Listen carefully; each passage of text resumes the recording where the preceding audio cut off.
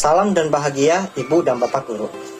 Agar peserta didik dapat mencapai capaian pembelajaran di akhir fase, maka pendidik perlu menurunkan capaian pembelajaran atau CP menjadi tujuan pembelajaran atau TP. Sekarang, kita akan mempelajari langkah kedua pada tahap perencanaan pembelajaran, yaitu merumuskan tujuan pembelajaran. Pada tahap ini, pendidik cukup merancang tujuan-tujuan pembelajaran yang lebih operasional dan komplit terlebih dahulu. Proses mengurutkan tujuan pembelajaran akan disusun pada tahap berikutnya. Ibu dan Bapak Guru, dalam merumuskan tujuan pembelajaran, kita juga perlu memperhatikan karakteristik mata pelajaran, konsep atau topik yang dipelajari, karakteristik peserta didik, dan konteks lingkungan pembelajaran.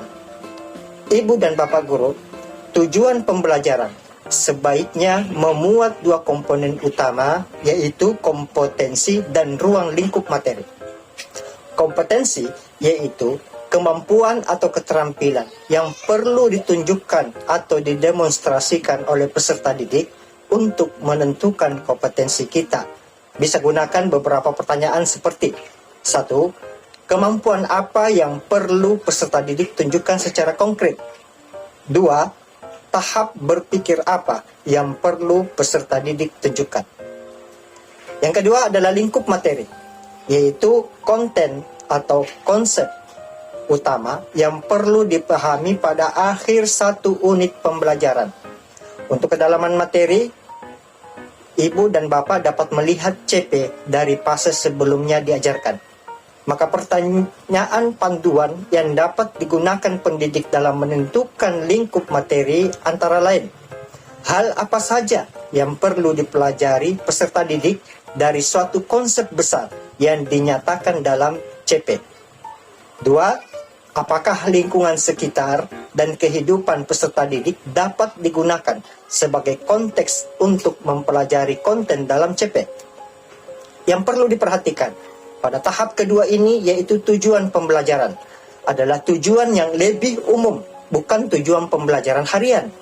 Tujuan instruksional umum, bukan tujuan instruksional khusus. Ketika merumuskannya, kita dapat menggali kata kunci yang kita temukan saat memahami apa yang pembelajaran di dalam pembelajaran.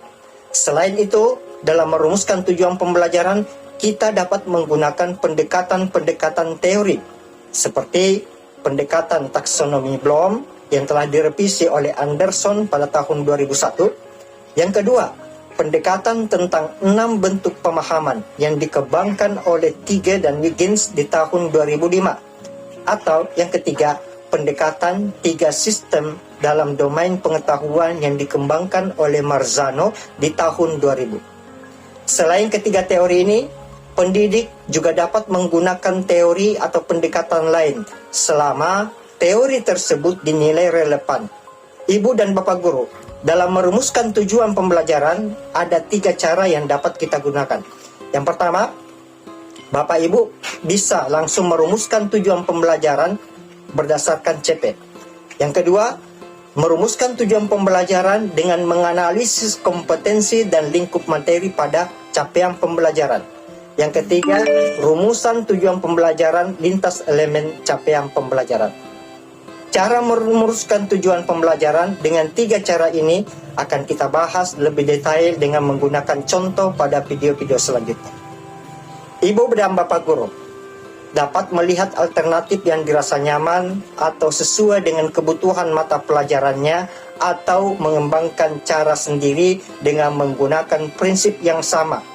Kita juga bisa menggunakan tujuan-tujuan pembelajaran yang sudah disediakan pemerintah pusat. Contoh-contoh bisa kita lihat dan kita gunakan langsung atau dimodifikasi. Ibu dan Bapak Guru dapat menyesuaikannya dengan kebutuhan dan proses belajarnya masing-masing. Selamat mencoba.